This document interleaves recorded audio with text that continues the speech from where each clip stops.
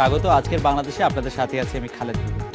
তত্ত্বাবধায়ক সরকারের দাবিতে ঈদের পর কঠোর কর্মসূচি দেওয়া হবে, এই ছিল রমজানের আগে পরে বিএনপি রাজনীতি। তবে আপাতত জনমত গঠনে এই বিএনপি মনোযোগী থাকবে বলে জানা গেছে। অবস্থান বদলে আওয়ামী লীগের জন্য একই পথের প্রতীক। নিজেদের অর্থে পদ্মা সেতু করা হবে, প্রয়োজনে দুটি পদ্মা সেতু হবে, এমন ঘোষণার পরও মানহানিকর সব শর্ত মেনে নিয়ে সেই বিশ্ব ব্যাংকের দুয়ারেই ধর্ণা দিচ্ছে আওয়ামী লীগ সরকার। সরকারের আরেক শরিক জাতীয় পার্টি কখনো আওয়ামী লীগের বিরুদ্ধচারণ করছে, কখনো ভারতের বিরুদ্ধে করছে লং মার্চ, আবার এদের সাথেই গাঁটছড়া বেঁধে চলছে দলটি। তা আমাদের রাজনীতিতে গর্জন আর বর্ষণে দেখা যাচ্ছে বিশাল ফারাক। এই অবস্থা আজকের বাংলাদেশ আমরা খুঁজবো কিছু প্রশ্ন উত্তর। আন্দোলনে নামার বা কঠোর আন্দোলনে নামার ঘোষণা দিয়ে কেন বারবার পিছু হচ্ছে বিএনপি? নিজস্ব অর্থায়নে পদ্মা সেতু নির্মাণের কথা বলে আবার কেন বিশ্ব ব্যাংকের শর্তেই মানতে চাচ্ছে সরকার? আগামী জাতীয় নির্বাচন সামনে রেখে কোন পথে হাঁটবে জাতীয় পার্টি? রাজনীতিতে কথার রাজনীতি শেষ হবে কবে? জানিয়ে রেখে আজকে বাংলাদেশে আপনার মতামত প্রশ্ন পাঠাতে এসএমএস করতে পারবেন। এসএমএস পাঠানোর নিয়ম AKBU লিখে স্পেস দিন, লিখুন আপনার নাম, স্পেসে লিখুন আপনার মতামত প্রশ্নটি, যে কোনো মোবাইল ফোন থেকে পাঠিয়ে দিন 16232 এই নম্বরে। এছাড়া ইমেল করতে পারবেন akbu@independent24.tv ঠিকানায়, লিখতে পারেন ফেসবুক ও টুইটারে। এসব বিষয় নিয়ে আলোচনা করতে আজ স্টুডিওতে আছেন আওয়ামী লীগের সভাপতি মণ্ডলীর সদস্য জনাব অ্যাডভোকেট ইউসুফ হোসেন হুমায়ুন, আছেন বিএনপি জাতীয় স্থায়ী কমিটির সদস্য অবসরপ্রাপ্ত ব্রিগেডিয়ার জেনারেল জনাব আসম হান্নান শাহ এবং জাতীয় পার্টির প্রেসিডিয়াম সদস্য জনাব ব্যারিস্টার আনিসুল ইসলাম মাহমুদ। স্বাগত আপনাদের। জনাব ইউসুফ হোসেন হুমায়ুন, পদ্মা সেতুর প্রসঙ্গে যদি আসি, 8 জুলাই সংসদে প্রধানমন্ত্রী নিজস্ব অর্থে পদ্মা সেতু করার ঘোষণা দিয়েছিলেন। সরকারের শীর্ষ পর্যায় থেকে আমরা বিশ্ব ব্যাংকেই বিভিন্ন দুর্নীতির সাথে জড়িত এবং বিশ্ব ব্যাংক একটি খুব খারাপ প্রতিষ্ঠান এরকম আমরা শুনেছি। এখন আবার দেখা যাচ্ছে যে বিশ্ব ব্যাংক যা বলছে আমরা সবই শুনতে চেষ্টা করছি। আমাদের আবুল হোসেন সাহেব চলে গেলেন, আমরা শুনছি যে মশিউর রহমান সাহেবও চলে যাবেন বা যদি যেতে হয় চলে যাবেন। এটা কি একটা মানে মারাত্মক রকমের অবস্থান বদল? এর কারণ কি আসলে? আপনাকে ধন্যবাদ। দেখুন, আমি যেভাবে জিনিসটা দেখতে চাচ্ছি সেটা হচ্ছে যে আমরা কখনোই বলি নাই, কোনো মন্ত্রী বলেন বা মাননীয় প্রধানমন্ত্রী বলেন, এটা বলি নাই যে আমরা ওয়ার্ল্ড ব্যাংক থেকে নিব না। আমরা যেটা বলেছি, ওয়ার্ল্ড ব্যাংক একটা বিশ্বব্যাংকের ভ্রান্ত ধারণার উপরে একটা অ্যালিগেশন দিয়ে এটা বন্ধ করেছেন। এটা প্রমাণ হিসাবে একাধিকবার বলা হয়েছে, আপনি জানেন, কোনো মানি প্লেসড হয়নি, টাকা দেওয়া হয়নি, বা শুধুমাত্র পরামর্শক নিয়োগের ব্যাপার নিয়ে কথা বলতে হয়েছে। তারপরেও কনসিডারিং পোর্শন কোন সব কিছু বিবেচনা করে আমাদের শীর্ষ পর্যায়ে যারা এটা নিয়ে আলোচনা বিশ্লেষণ করছেন, মালয়েশিয়ার প্রপোজাল আপনারা জানেন আছে, এইগুলি বিশ্লেষণ করে আমার মনে হয় যে ডোর ওয়াজ নট ক্লোজ। এবং আর at the same time world ব্যাংকও বলেনি যে এটা শেষ হয়ে গেল।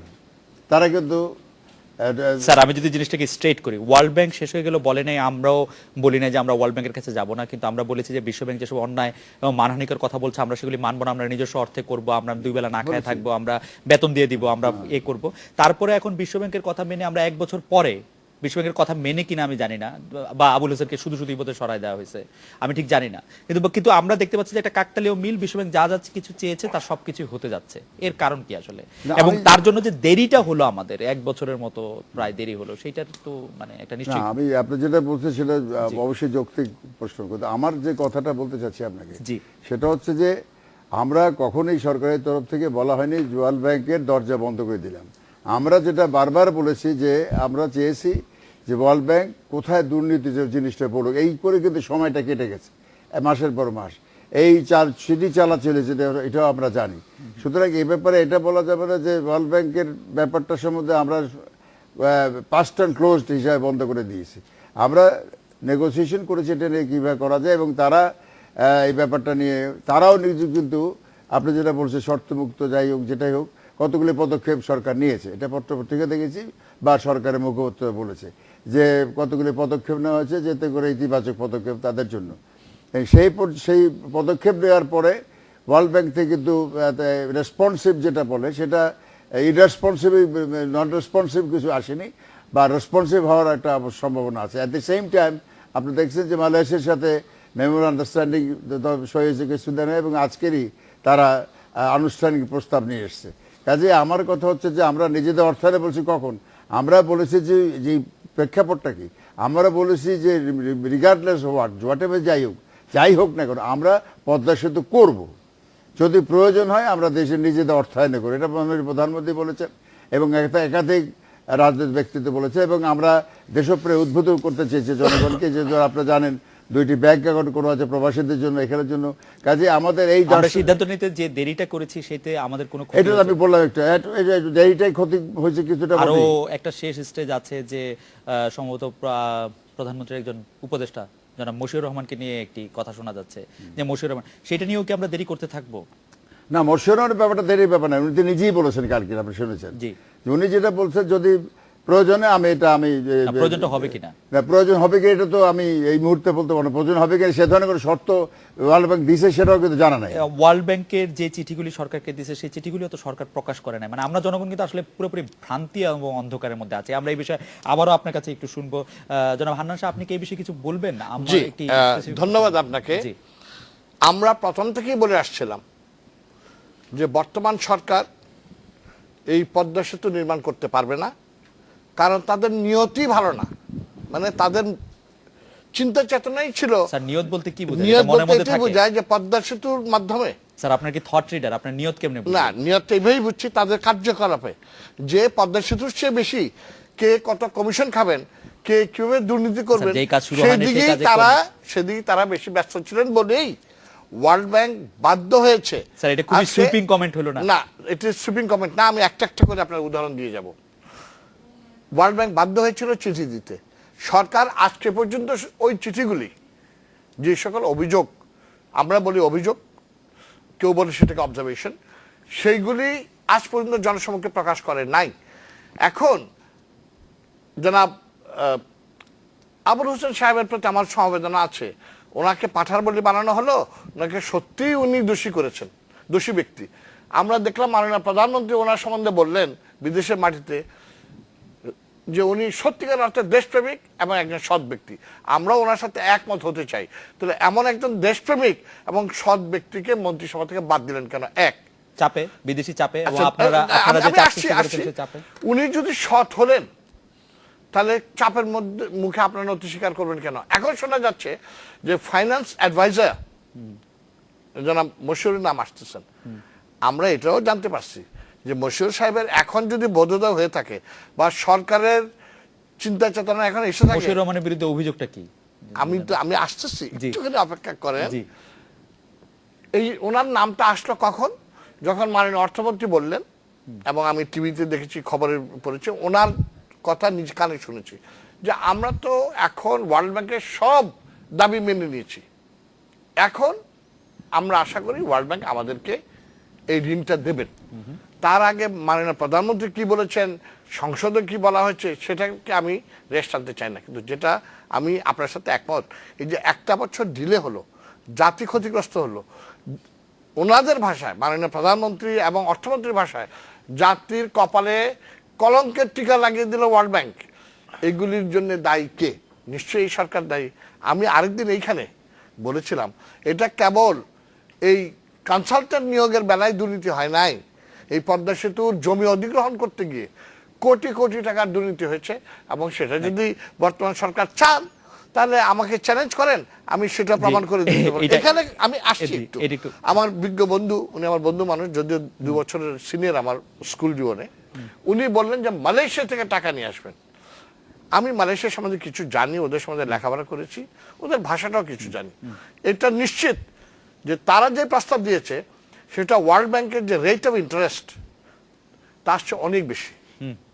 সুতরাং আমরা নিজেদের গো বজায় রাখার জন্যে না, যারা লবিস্ট, যিনি এসেছেন মালয়েশিয়া থেকে, উনি কিন্তু লবিস্ট, উনি একজন তদবিরকারক, উনি মালয়েশিয়ান সরকারের মন্ত্রী নন। মালয়েশিয়ার সরকার কি পদ ওনার আছে উনি হয়তো বলতে পারবেন। সবসময় মন্ত্রীকেই যে কোনো চুক্তি স্বাক্ষর করতে হবে তা না। উনি যদি তাহলে সরকারি অফিসাররা আসবেন। আমরা যেটা শিখেছি, যেটা করেছি, উনি ফরেন মিনিস্টার ছিলেন, উনি এখন এই যে মালয়েশিয়ার যে ব্যাপারটা বলছে, আমি তত আশাবাদী না। কারণ আমি জানি যে আজকে হোক কালকে হোক এই সরকারকে প্রকাশ করতে হবে যে মালয়েশিয়ানদের সাথে কি চুক্তি হয়েছে। এবং ওয়ার্ল্ড ব্যাংকের সাথে যদি যে হারে আমরা সুদের ঋণটা নিতাম তার চেয়ে অনেক বেশি হয়, তাহলে নিশ্চয়ই দেশবাসী সেটাকে গ্রহণ করবে না। এইখানে আমি চারটা কথা বলে শেষ করছি। ঠিক যমুনা তো অনেক বড় নদী, আপনি একটু আগে যত গর্জে তত বর্ষণে বলেছেন। আমি বলি সরকারের ভূমিকা ঠিক জোয়ার ভাটার মতো, একবার এক কথা বলেন, আরেকবার অন্য কথা বলেন। ওনারা যে সরকার বিভ্রান্তি তো- ছড়াচ্ছেন, সরকার তো এতে সবগুলি তাদের- সম্ভাবনাই তাদের চিন্তা চেতনার যে একটা ধ্যান ধারণা যে বাস্তবসম্মত নয়, ধ্যান ধারণা যে দেশের জন্য ক্ষতিকারক হচ্ছে, এটা মনে হচ্ছে তারা এখন বুঝতে শুরু করছে। সরকার তো সবগুলি সম্ভাবনায় সরকারকে খতিয়ে দেখতে হবে নিশ্চয়ই। ব্যারিস্টার আনিসুল ইসলাম মাহমুদ, আপনি এই প্রসঙ্গে আপনার মন্তব্য শুনুন। আপনি যে বক্তব্যটা লাস্টে দিলেন সেটা দিয়ে আমি শুরু করতে চাই। সেটা হচ্ছে যে সরকার যখন একটা সরকার চলে তখন তার সব অল্টারনেটিভ গুলো তার কাছে খোলা থাকতে হবে। কারণ আমাকে এই অল্টারনেটিভের মধ্যে যেটা দেশের স্বার্থে সেটাই আমি করব। এখানে গো ধরার কোনো কিছু নাই এবং সরকার সে গো ধরেনি। যদি গো ধরতো তাহলে কিন্তু ওয়ার্ল্ড ব্যাংকের সাথে কথা বলতেন না এবং আবুল হোসেন সাহেবের যেই রেজিগনেশন সেটা হতো না। তবে আমি একটা কথা বলতে চাই এখানে যে it's a matter of principle. আজকে international it is very unfortunate. আজকে আমার দেশে যদি কোনো অন্যায় হয়ে থাকে, কোনো দুর্নীতি হয়ে থাকে, সেটা আমার যথেষ্ট আইন আছে এবং আমাদের দেশের আইনগুলো কিন্তু খারাপ না। হয়তো আমরা যেভাবে প্রয়োগ করার সেভাবে প্রয়োগ করি না, সেটা অন্য জিনিস, কিন্তু আইন আছে।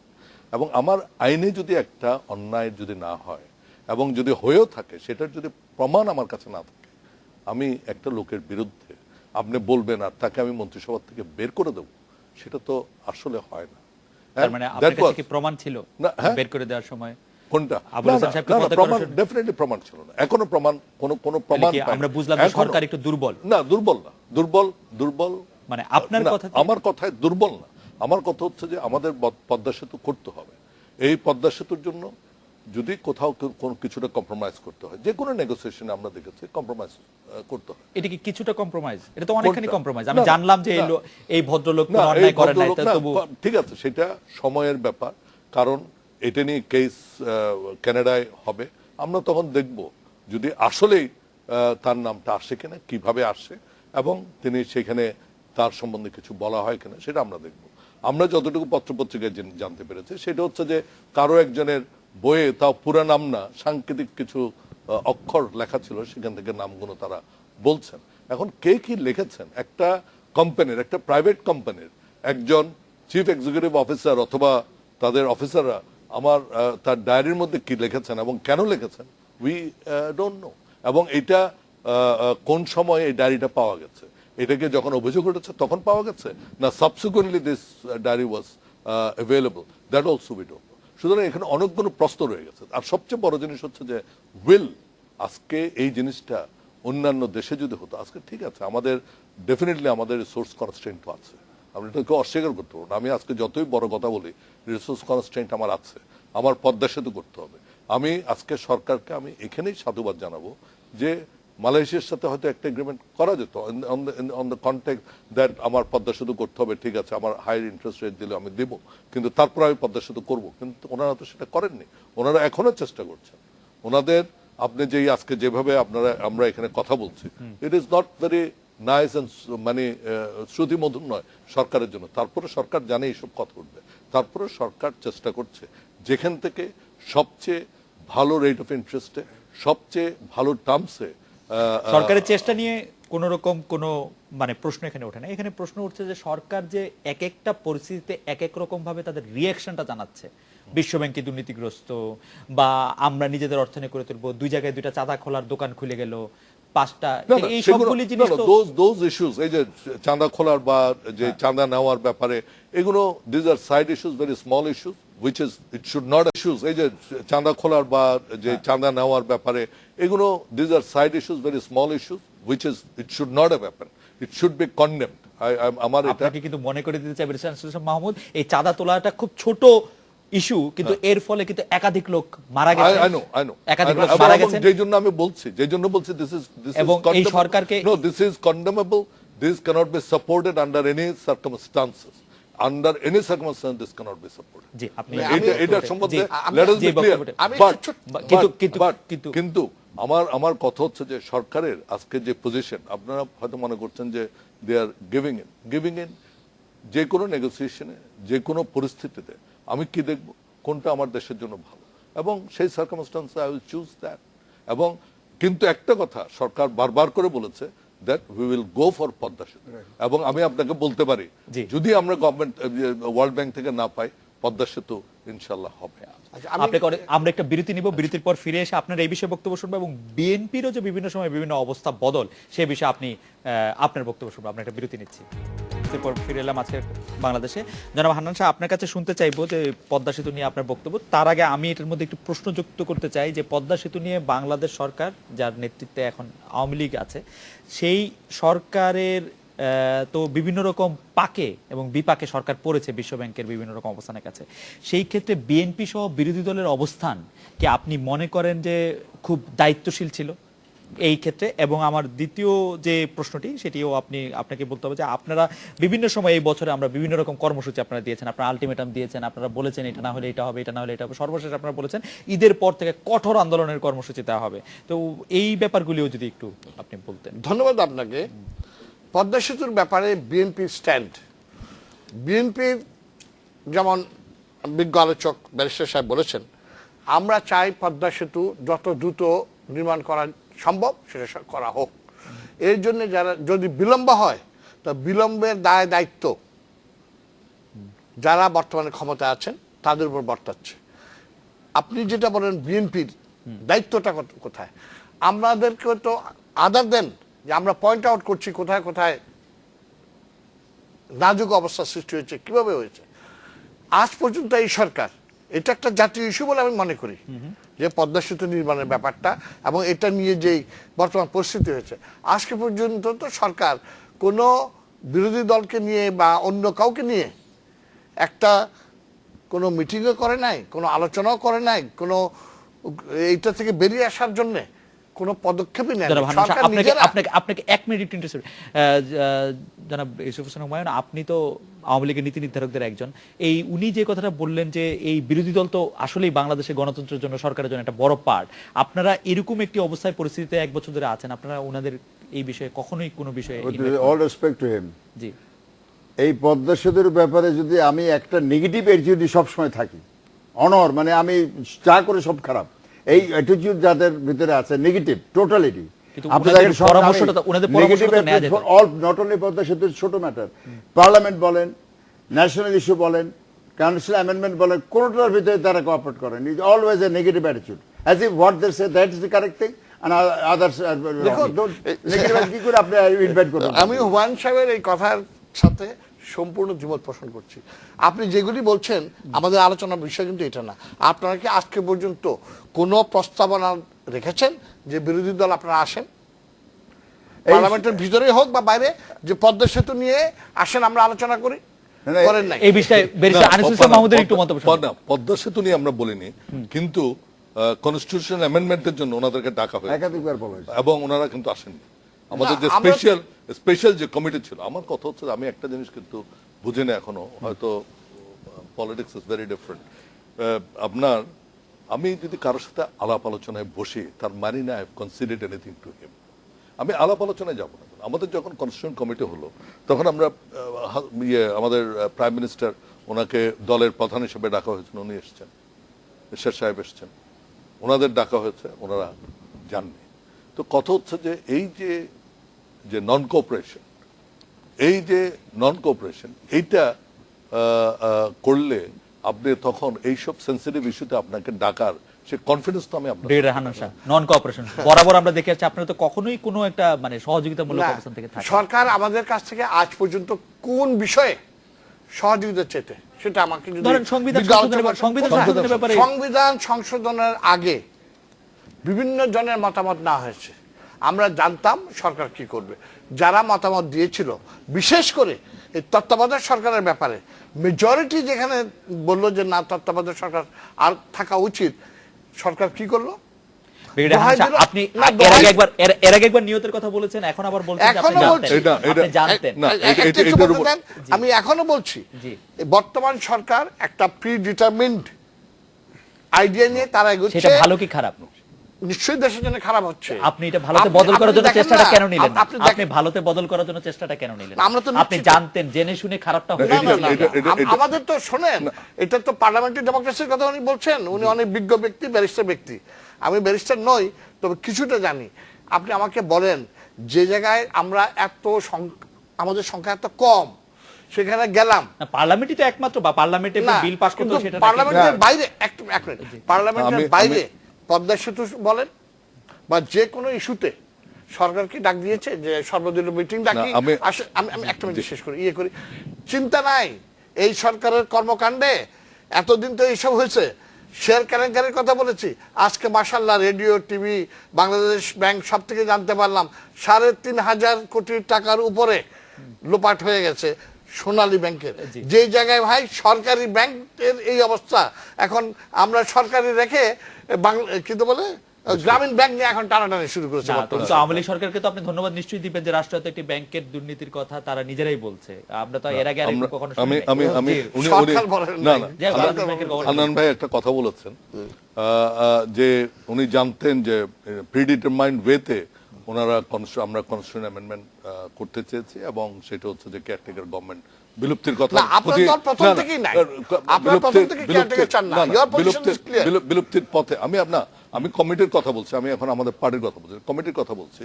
কমিটিতে কিন্তু the entire recommendation was that caretaker government রাখা হোক। এমনকি যখন আমি বলছি, আমি উত্তরটা দিই, আমাকে দেন উত্তরটা দেবার জন্য কেন করা হয়েছে।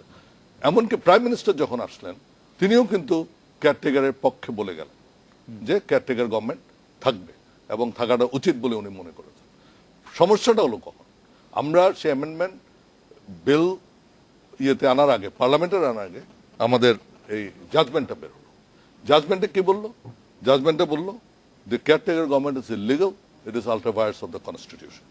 এই জিনিসটা বলে দিল। বলে উনি সাথে বললেন দুবার প্রয়োজনে ন্যাশনাল সিকিউরিটি, তারপরে ডক্ট্রিন অফ নেসেসিটি, আরো 2টা টার্ম উনি করতে পারেন। এখন আমি আপনাকে বলি না, আপনারা করলেন না, আমি বলি, সেটাই আসছে। আমি দেখেন, আপনি চিফ জাস্টিস হতে পারেন, you may be anything, but what is unconstitutional, what is ultra vires of the constitution, what is illegal, আপনি আমাকে সেটা করতে বলতে পারেন না। 1 নম্বর। 2 নম্বর হচ্ছে যে সাধারণত ডক্ট্রিন অফ নেসেসিটি কোথায় অ্যাপ্লাই করি? ডক্ট্রিন অফ নেসেসিটি অ্যাপ্লাই করা হয় পাস্ট অ্যাক্টের জন্য। পাস্টে আমি ধরেন আজকে একটা মিলিটারি কু করলাম which is illegal, কিন্তু আমি 3-4 বছর এই দেশকে চালিয়েছি, তখন ডক্ট্রিন অফ নেসেসিটিতে এই সব জিনিসকে একটা ভ্যালিডিটি দেওয়া হয় যে অন্যায়কে একটা সাম কভার দিয়ে সেটাকে চালিয়ে দেওয়া হয় in the interest of the greater interest of the state. কিন্তু এই পর্যন্ত কেউ বলতে পারে না ভবিষ্যতে তুমি ইলিগাল কাজ করো, ভবিষ্যতে তুমি আনকনস্টিটিউশনাল কাজ করো, এই কথা কিন্তু উনি বলতে পারেন।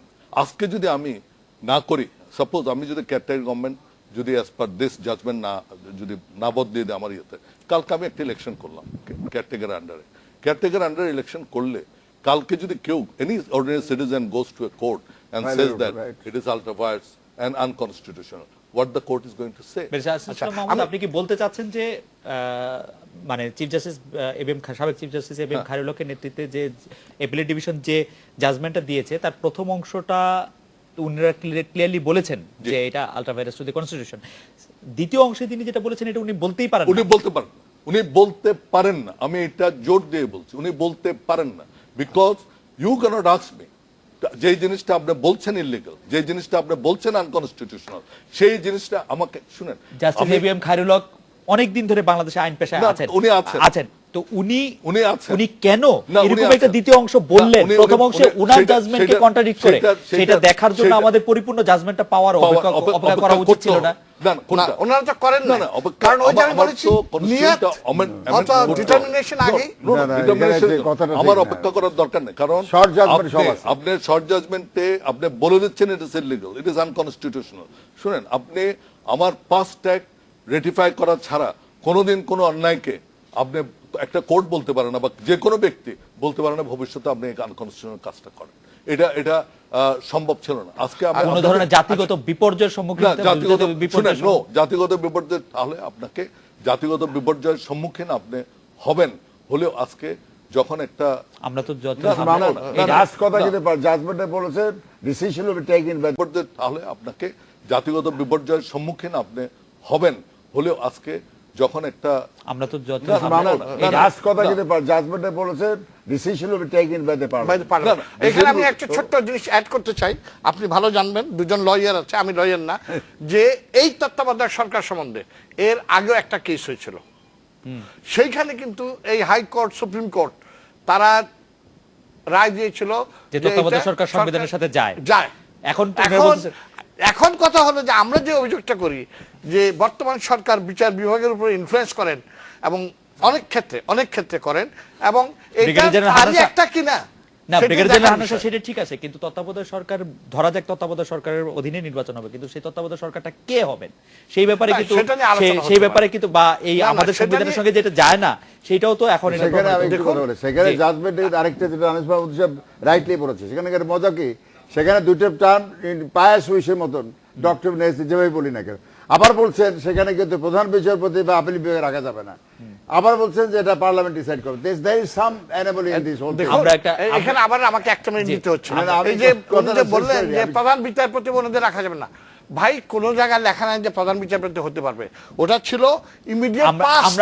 আমরা একটা বিরতি নিচ্ছি, আমরা এটা বিরতি নিচ্ছি, বিরতি নেওয়ার পরে রায়টা আবার দেখবো এবং আনিসুল ইসলাম মাহমুদের কাছে জাতীয় পার্টির অবস্থান নিয়ে জানতে চাইবো। আমরা এটা বিরতি নিচ্ছি, বিরতির পর ফিরে এলাম। আজকের বাংলাদেশে তত্ত্বাবধায়ক সরকার সংক্রান্ত যে রায়টা, মানে যে ছোট রায়টা দিয়েছেন, সেই শর্ট রায়টা এখন ইয়েতে আছে। তো ব্যারিস্টার আনিসুল ইসলাম মাহমুদ, আপনি বলছিলেন যে উনি যে মানে ওনারা যে রায় দিয়েছেন সেই রায়ের মধ্যে যে অংশটুকু আমরা এখন পর্যন্ত জানতে পেরেছি সেটার মধ্যে ওনারা বলেছেন the constitution act 1996 is prospectively declared void and ultra vires the constitution, মানে এটার পরে কিন্তু ওনারা যে বলছেন যে the election of the 10th and 11th parliamentary may be held under the provisions of the above mentioned 13th amendment on the age old principles, namely যেটার মানে হচ্ছে that which otherwise is not lawful necessity makes lawful বা ইত্যাদি ইত্যাদি। আপনারা বলছেন যে এইটা বলার না, আমি সেটাই বলছিলাম, ডক্টরিন অফ নেসেসিটিটা অ্যাপ্লাই করে যখন একটা পাস্ট অ্যাক্ট ইলিগাল হয় সেটাকে রেটিফাই করার জন্য কিন্তু ডক্টরিন অফ এটা ঠিক ডক্টরিন অফ নেসেসিটি উনি যে আবার বলছেন সেলাস পপুলি সুপ্রিমা লেক্স মানে safety of the people of the safety of the interest, safety of the interest of the people. এখন কথা হচ্ছে safety of the interest of the people যদি হতো সেটার বেসিসে উনি ওটাকে লিগ্যাল ডিক্লেয়ার করে দিলেই হতো। আমরা যেটা রেটিফাই করি কি that this acts are legal, তাহলে আপনি বলে দিতেন, তাহলে তো আপনি ultra violence of the constitution বলার দরকার ছিল না, আপনি ভয়েড বলার দরকার ছিল না, because it is the necessity of the people, so let it continue. আপনি জাজমেন্টটা যদি এইভাবে আসতো যে this caretaker government is not consistent with আপনার democratic principles and this blah blah বলে আপনি কন্ডেম করে ছেড়ে দেন ইলিগাল আর ultra violence, but we feel that because of doctrine of necessity, public safety and all this thing, let it continue for another 2 years and after that it should not be there. তাহলে একটা হয়ে যেত। তাহলে মানে এইটা বলার পরে এইটা বলাটা এটা আসে না। ঠিক আছে, ব্যারিস্টার আনিসুল ইসলাম মাহমুদ, আপনার কাছে একটু জাতীয় পার্টি নিয়ে আসি। যে জাতীয় পার্টিতে নিয়ে আমরা যে অংশগুলি দেখি যে আমরা মানে অবস্থানগত পরিবর্তন, যে আপনারা প্রায় মহাজোট সরকারের প্রচন্ড সমালোচনা করেন, তারপরেও এটার সাথে জোটের সাথে আপনারা আছেন। আপনারা তিস্তা চুক্তি প্রসঙ্গে ভারতের এবং অনেক সমালোচনা করেছেন, টিপাইমুখ ইস্যুতে লং মার্চ করেছেন, তারপরে আবার ভারত সফর করে এসে বলেছেন যে এককভাবে নির্বাচন করতে চান এবং আপনাকে বলেছেন যে আগামী নির্বাচনে জাপা 300 আসনে প্রার্থী দেবে। তো এইটা কি অনেকটাই আমরা মানে অতিরিক্ত গর্জন করা কিনা? অতিরিক্ত গর্জন না, আমি আপনাকে কয়েকটা কথা বলি। প্রথম কথা হচ্ছে যে আমরা মহাজোটের থেকেও মহাজোটকে কেন ক্রিটিসাইজ করি।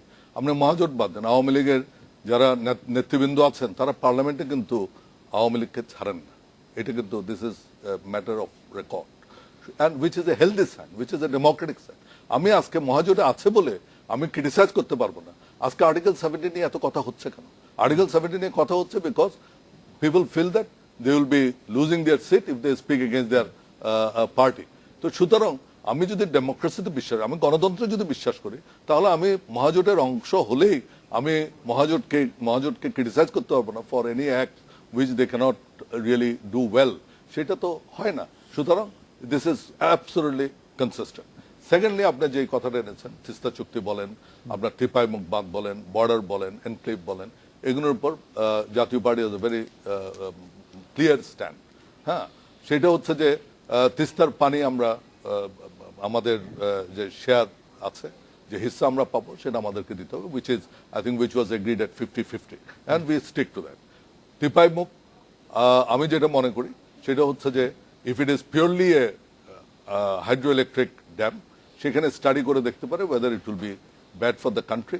তবে আমি যেহেতু পানিমন্ত্রী ছিলাম এক সময়, আমার কিছু তেমন অভিজ্ঞতা নেই, তবু কিছু যেটা জানি সেটা হচ্ছে যে যদি if it is a purely hydro electric project এবং an undertaking by Indian that they will not use it for diversify for irrigation, তাহলে কিন্তু this project may be good but this has to be studied. আমরা এবং সেই স্টাডির গ্রুপের meeting আরম্ভ হয়েছে। 300 আসনে প্রার্থী। আমি তারপর আসি যে আমরা ভারতে গেছি, এটা তো আপনার কথা। দেখেন না আমরা না, আমাদেরকে ইনভাইট করেছে, ঠিক আছে, ইনভাইট করেছে যাওয়ার জন্য, ইনভাইট করেছে, বেগম জিয়াকেও ইনভাইট করেছে, উনিও যাবেন। But this is a normal practice. আজকে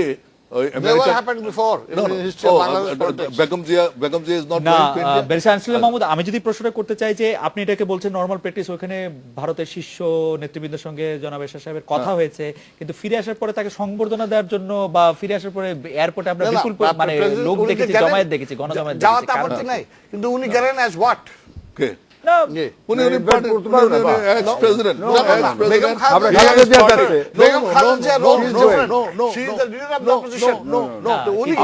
আজকে আমি আপনাকে একটা আমি না এটা কারো একার ইয়ে দেওয়া হয়নি, লিস্ট দেওয়া হয়নি কাউকে। শুনেন আমি বলি, আমি আমার পার্টি আজকে আমেরিকান প্রেসিডেন্ট ক্যান্ডিডেট রোমনি, সে তার ইসরায়েলে যায়নি, সে ইউরোপে যায়নি। This is a normal practice. আজকাল পৃথিবী বিশ্বটা একটা দেশের মধ্যে নাই, বিকজ দিস আর অল ইন্টাররিলেটেড। আপনি কিন্তু আমার কথাই বলেছেন, সরকার শুনেন, তারপরে উনি ওখানে গিয়েছেন, উনি কথা কি বলেছেন? উনি কথা বলেছেন অন তিপাইমুখ, উনি কথা বলেছেন অন তিস্তা, উনি কথা বলেছেন অন এনক্লেভস, উনি কথা বলেছেন অন বাউন্ডারি। উনি পত্রিকায় রিপোর্ট এসেছে এককভাবে নির্বাচন করতে ভারতের সায় পেয়েছেন এরশাদ। না এটা দিস রিপোর্ট ইজ নো। উনি এককভাবে নির্বাচন করবেন আজকে না, ভারতে যাওয়ার পরে না, অনেক দিন ধরে তিনি বলছেন যে আমি এককভাবে নির্বাচন করবো এবং 300 আসনের সিট দেবো। সেটা সম্পর্কে আমার কথা আছে, এটা আজকে নতুন বলেননি। উনি ভারতে যাওয়ার পরে যদি বলতেন তাহলে আপনি বলতে পারতেন হঠাৎ করে। তারপরে আমি আপনাকে বলি যে 300 আসনের সিট, হ্যাঁ, যাওয়ার অর্থ এটা না যে আমি ভবিষ্যতে কোনো অ্যালায়েন্স করবো না, সেটাও তো আমি বলছি না। Because any political party will prepare itself to fill 300 candidates. Any big political party will try that. কিন্তু সার্কামস্টান্সের উপর নির্ভর করবে। আজকে Congress won't they try for all the seats? But they may not go for it, depending on the political situation at the time of the election. তারা আজকে মমতা সাথে ইয়ে করছে না, আপনি অ্যালায়েন্স করছে না। সুতরাং এখানে কথা হচ্ছে যে যখন আমি আমার পার্টির প্রেসিডেন্ট উনি যখন বলেন, ব্যবস্থাটা একটু বেশি কৌতূহলোদ্দীপক এই কারণে যে জাতীয় পার্টি আসলে আমরা দেখেছি যে মানে অ্যালায়েন্স করার সময় একদম বিএনপি এবং জামাত জোটের সঙ্গে যেরকম অ্যালায়েন্স করেছে, তারপর আবার আওয়ামী লীগের সাথে অ্যালায়েন্স করে পাওয়ারও এসেছে, মানে জাতীয় পার্টির এই ব্যাপারটা সেই জন্য একটু মানে মানুষকে ভাবায়। অ্যালায়েন্স তো always is like that. Alliance আপনি ইন্ডিয়ার আজকে অ্যালায়েন্স দেখেন, ওখানে কি হচ্ছে? মমতা ব্যানার্জি আজকে কংগ্রেস আর বিজেপি অ্যালায়েন্স করবে না, বিজেপি, কংগ্রেস আর বিজেপি তো আমরা না, আমরা Jatiya Party and Awami League is not Congress and BJP, we are not. আমরা on national issue I think we have lot of identity, identical views. BNP দাবি করে যে জিয়াউর রহমান মুক্তিযোদ্ধার পার্টি, তারা জামাতের সাথে কি করে জোটবদ্ধ হয়? আওয়ামী লীগ দাবি করে আওয়ামী লীগ স্বাধীনতার সপক্ষের শক্তি, আওয়ামী লীগ এরশাদ সাহেবের দলের সঙ্গে জোট।